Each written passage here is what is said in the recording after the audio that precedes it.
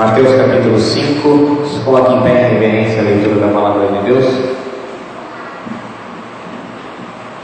Nós estamos estudando, expondo a mensagem do Sermão da Montanha.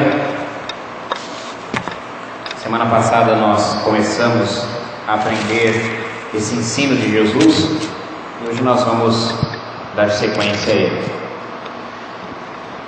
Mateus 5, versículo 13 apenas.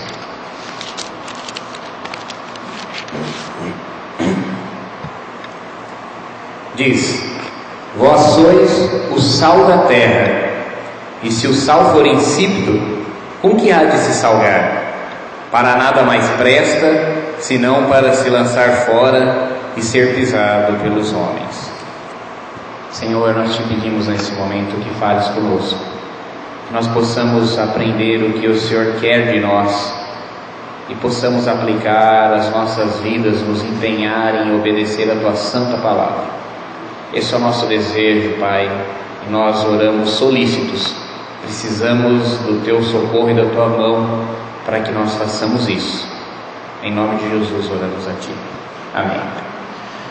Pode sentar, irmãos. Então, semana passada nós começamos a ver esse trecho do Evangelho de Mateus, que nós conhecemos como o Sermão da Montanha. E esse trecho do Evangelho, na verdade, irmãos, é uma coluna sobre todo o ensino da prática cristã. Praticamente tudo que é ensinado no Novo Testamento sobre como o cristão deve viver, maneira com que ele deve reagir às coisas desse mundo, estão pautadas nisso que Jesus ensina nesses capítulos 5, 6 e 7 de Mateus. Nós vimos semana passada, o versículo 1 diz assim, que Jesus, vendo a multidão, subiu ao monte e, assentando-se, aproximaram-se dele seus discípulos, e ele, abrindo a boca, lhe ensinava, dizendo. Versículos 1 e 2 diz isso. Uma coisa muito importante: existem dois tipos de pessoas que querem envolver-se com Jesus. O primeiro tipo de pessoa que quer envolver-se com Jesus é a multidão. A multidão quer envolver-se com Jesus. A multidão vem até Jesus, porque a multidão quer que Jesus cure as suas enfermidades, a multidão quer que Jesus expulse os seus demônios, a multidão quer que Jesus socorra as suas necessidades. O segundo tipo de pessoas que querem envolver-se com Jesus são seus discípulos. E há uma diferença entre a multidão e os discípulos de postura. E a diferença de postura entre esses dois tipos de pessoa é que a multidão segue Jesus de longe e os discípulos se aproximam de Jesus. A multidão espera receber algo de Jesus e os discípulos querem saber o que podem fazer por Jesus. Embora o ensino de Jesus seja voltado aos seus discípulos, ou seja, aqueles que querem estar perto dele, ele dá esse ensino diante da multidão. Isso tem um sentido. Tem um sentido em primeiro lugar porque o ensino de Jesus, ele é um ensino discipulador, ou seja, ele transforma as pessoas em discípulos de Jesus. Por isso, os discípulos se aproximam.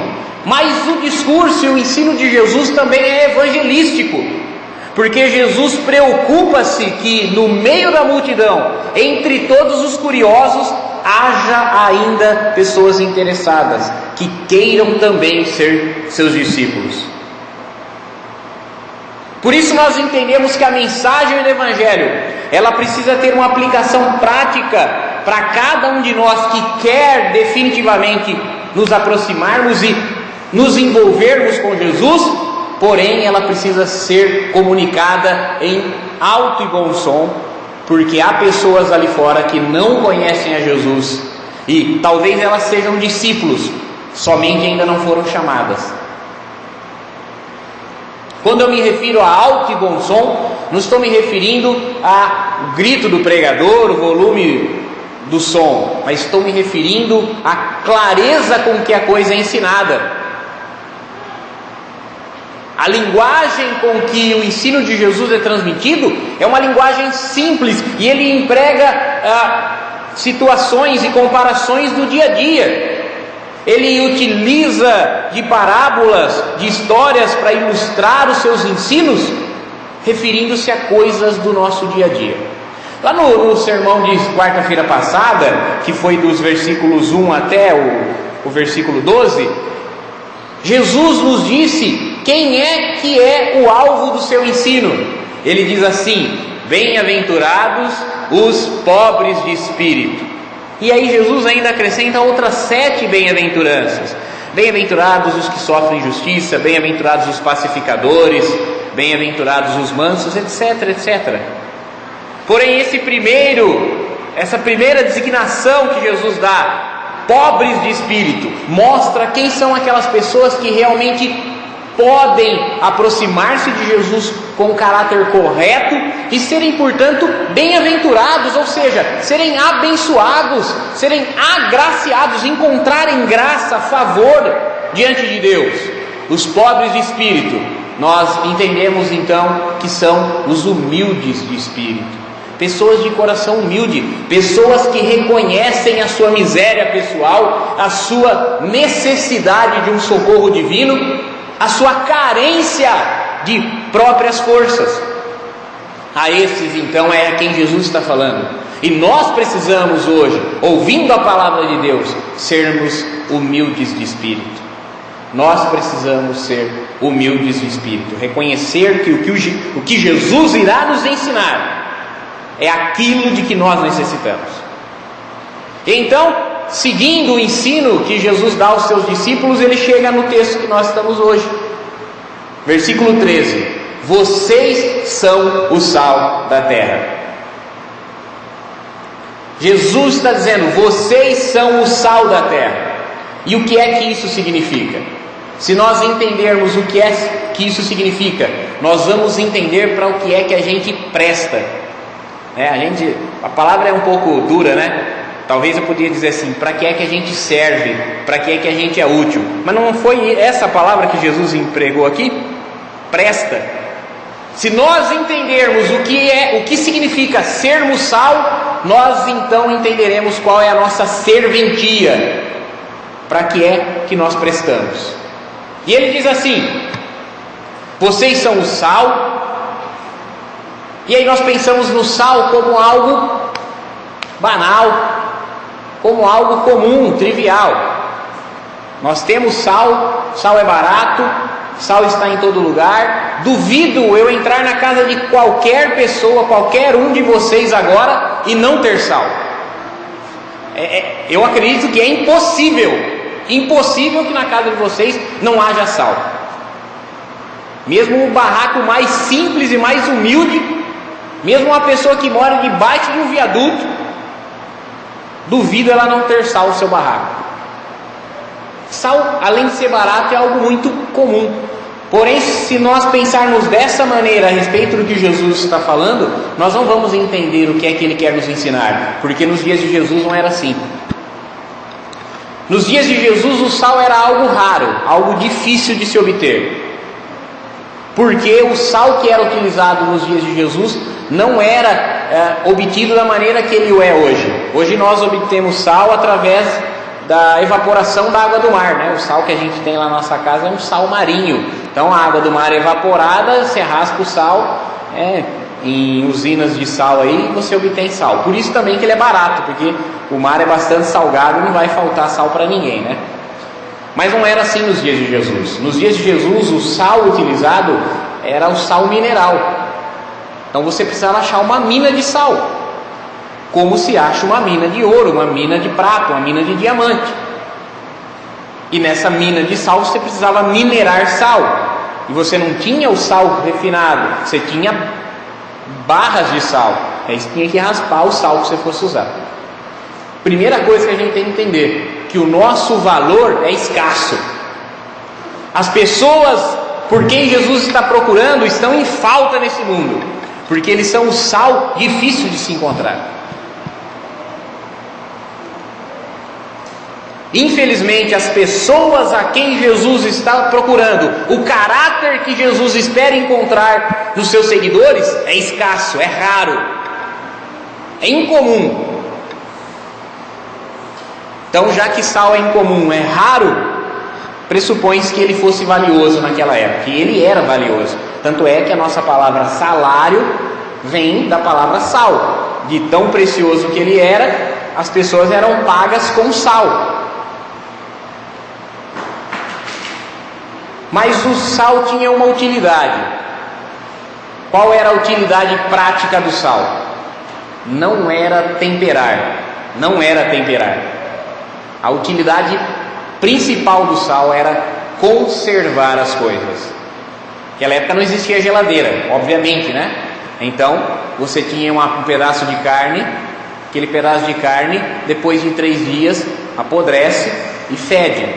Então qual era a geladeira do mundo antigo? Era sal. E até hoje em alguns lugares ainda é. O sal não refinado, o sal grosso. As comidas, as carnes são salgadas para que elas não apodreçam. Percebe então o que é que Jesus quer de nós? Vocês são o que conservam a podridão desse mundo. Esse mundo é podre? Esse mundo é ruim? As pessoas lá fora são cruéis, são podres? Sem a igreja seria ainda pior. O mundo só não é pior do que ele já é. O mundo só não encontra-se no estado como de Sodoma e Gomorra, porque a igreja está no mundo. Se o mundo é ruim como ele é agora, imagine como ele seria se não houvesse a igreja de Jesus na terra.